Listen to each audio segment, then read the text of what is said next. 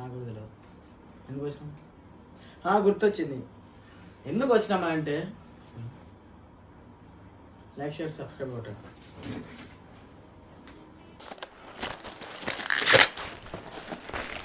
Hi దోస్తులు, నేను మీ Vinay rebel. మనం వచ్చేసి టాప్ బాక్స్ అయితే తీసుకుందాం. సో దాన్ని ఓపెన్ అయితే చేస్తున్నాం. సో చూడండి ఇప్పుడు అంటే దీని అయితే ఓపెన్ చేసి ఏమేమి ఉన్నాయో చూసాం.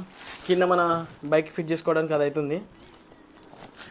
చలో దీన్ని ఫుల్గా ఓపెన్ చేసేద్దాం.